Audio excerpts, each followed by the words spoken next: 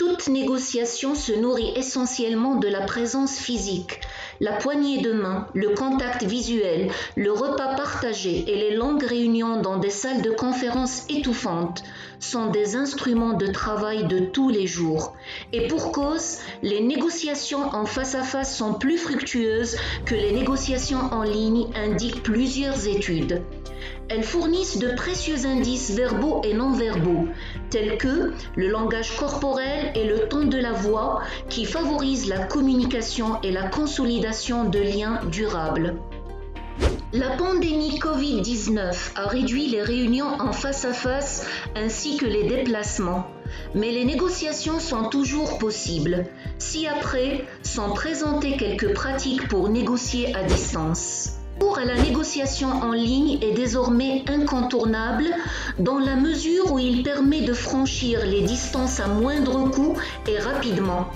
Cependant, la négociation à distance pose un certain nombre de contraintes particulières. Les négociateurs n'ont généralement pas de repères visuels, non-verbaux ou sensoriels pour interpréter les sentiments de leur interlocuteur. Qu'il s'agisse de courriers électroniques, de messages instantanés ou de SMS. Et bien que la vidéoconférence ajoute beaucoup de ces indices à l'image, elle reste une forme imparfaite de négociation en ligne. Nous allons présenter quelques conseils sur la manière de négocier à distance.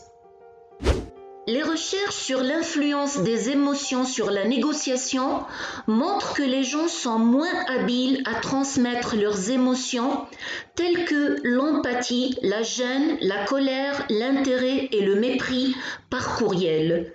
Les recherches suggèrent que le courrier électronique a encore un long chemin à parcourir avant de pouvoir être utilisé d'une manière où les émotions fonctionnent comme un canal supplémentaire pour aboutir à un accord. Tout d'abord, au lieu de supposer qu'un interlocuteur lira entre les lignes, s'efforcer d'exprimer explicitement ses émotions. Dans un deuxième temps, renseignez-vous régulièrement auprès de vos homologues pour connaître leurs sentiments. Enfin, si possible, se rencontrer en personne ou décrocher le téléphone de temps à autre pour un contrôle émotionnel.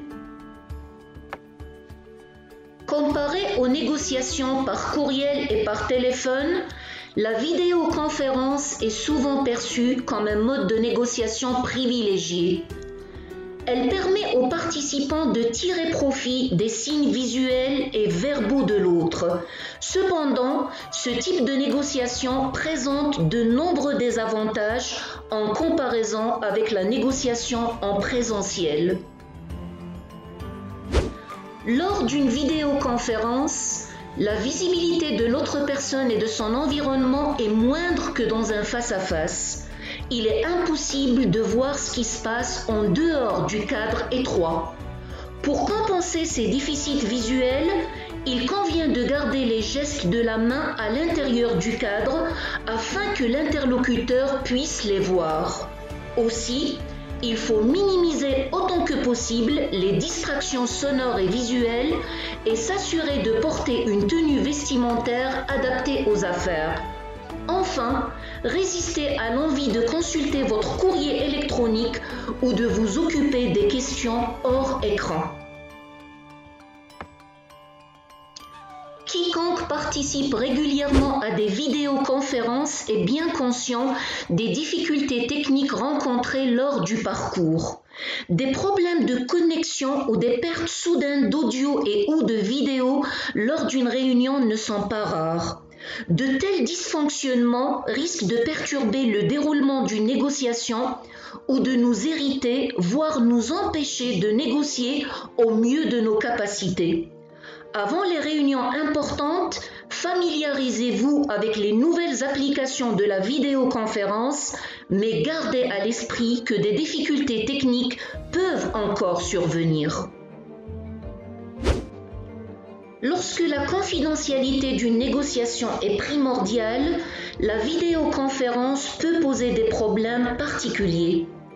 Quelle que soit la nature de la négociation, la vidéo peut s'avérer particulièrement facile à exploiter par vos homologues ou peut-être toute autre partie intéressée.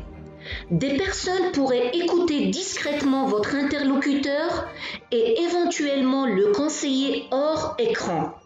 Pour cette raison, lorsque la question de la confidentialité est cruciale, mais la confiance insuffisante, il serait judicieux de faire un effort supplémentaire pour négocier en face à face. Tout au long de la pandémie Covid-19, il conviendra de renoncer aux bonnes pratiques de la négociation dans la mesure où le face-à-face ne représente plus une option sûre. Toutefois, cela ne signifie pas que les négociations ne peuvent pas se poursuivre.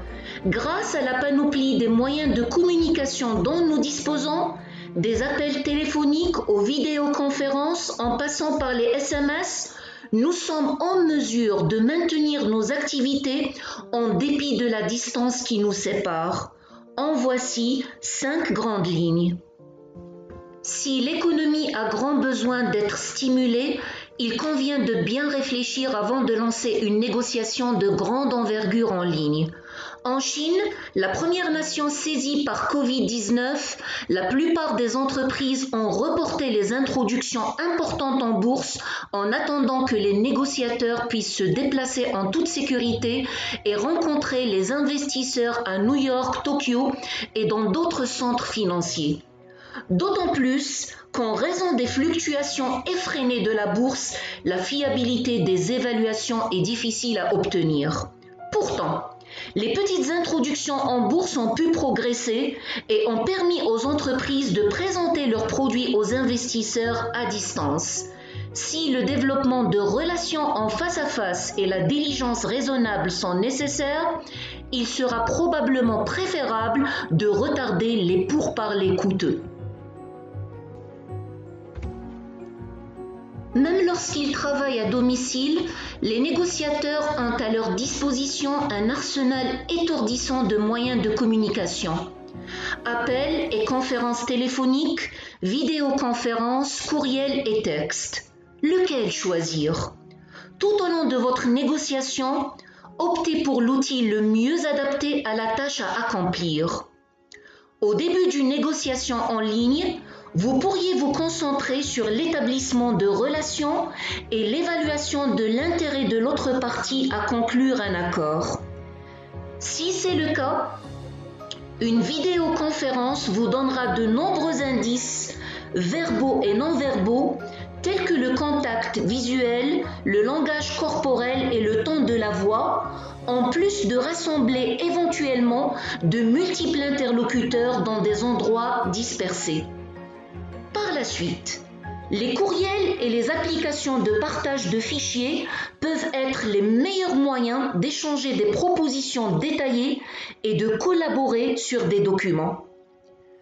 Une idée à faire partager?